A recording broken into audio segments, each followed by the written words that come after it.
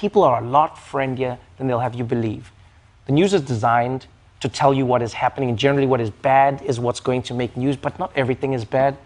You know, some old ladies aren't just being punched everywhere in New York City at every corner, you know. Sometimes they're punching people. He is so good. That is a clip from Trevor Noah's final episode as host of The Daily Show on Comedy Central. Remember that? In case you missed it, Noah made history at the Emmys earlier this month. Why? Because he became the first Black person to win for Outstanding Talk Series.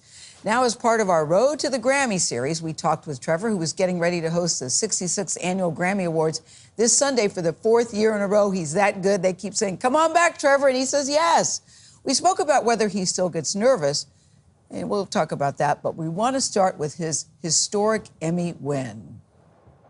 Congratulations, you got your Emmy. Thank you very much. And this is a thing that they said, this is a big deal because it's history, because you were the first Black person to win a nighttime Emmy. And I go, really? I hadn't thought about it. I hadn't thought of that at all. See, me neither. Yeah. So when you heard that, what did you think? I mean, it was an honor, especially to do that on MLK Day. Yes. You know, it was such a special occasion. The night isn't normally on that day. It got moved because of the writers' strike. So, you know, to celebrate that moment with our team, with everyone from all over the world, I think it was really momentous for multiple different reasons. But it was beautiful. So while you're sitting here, do you have any recommendations? Do I have recommendations for hosts? Mm-hmm. I think there are many people who've probably been offered the job or have been suggested the job, and the people are just like, no, I like traveling or living or, you know, not constantly living in politics. I have people who come up to me in the street sometimes and think I'm going to, like, fight them on politics.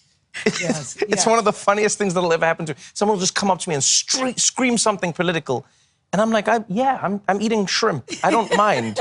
Say, you know, speak your mind, whatever. Here we are, 4th year in a row for the Grammys. Clearly, they like you, but also on the flip side, you must like doing it. Oh, I love it. Because you're at the point where you don't have to do anything you don't want to do. I love it. What do you like about this particular gig? Okay, so first of all, I love that I don't know what's going to happen, right? You really don't know? You're the host. Yeah, but you don't know what's going to happen. In terms of what the I know what's supposed to happen. Yeah. I don't know what's going to happen. Got it. So that's what I love about the Grammys, is it's live, it's happening, it's on the fly. But are you worried about hosting? Only because Joe Coy just had a bumpy ride with the Golden Globes. What is your game plan when you're hosting? Are you nervous about it? Do you think I have to be careful because you're under the gun? Here's the thing about award shows is everybody loves the joke when it's not about them. Yes. And your goal and your hope is to tell a joke about the person that they also think is funny. Yeah. So it's difficult, and I think every comedian understands this. And I think what makes the Grammys particularly nerve-wracking for me is,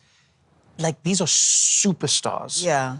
These are, like, I don't want to get on the wrong side of Taylor Swift fans. So you're trying to walk this fine line of being, you know, the comedian, but then also still being nice about the night. Do you get nervous still doing this after? All the time. I'm surprised to hear that after all this time that you still have a little... I never take it for granted. I am never not nervous. It is... Think of this moment. Everybody's there.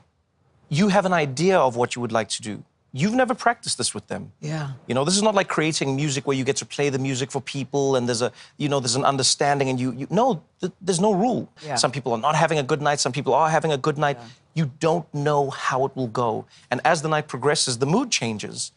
And how does that mood affect the comedy? You don't know. So just like everything else that makes you nervous, you know, whether it's driving in a fast car on a racetrack or, you know, going bungee jumping or pulling in for the first kiss on a date. Yeah. It's nervous, but it's exciting, and you hope it ends well. But in addition to hosting, you're also up for a Grammy. Your competition is I Wish You Would, that's you.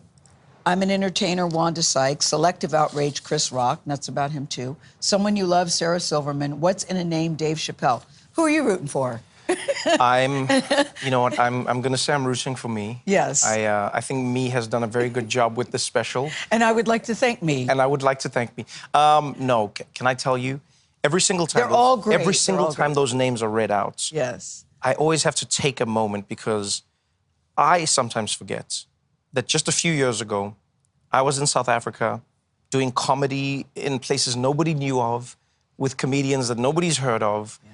All of us having a great time watching every single comedian you've said on that list. I watched Wanda Sykes doing her late-night show when I was a teenager in South Africa. Do you know what I mean? Yes. I watched Dave Chappelle create one of the greatest comedy shows of all time. I watched Chris Rock shape comedy as we know it.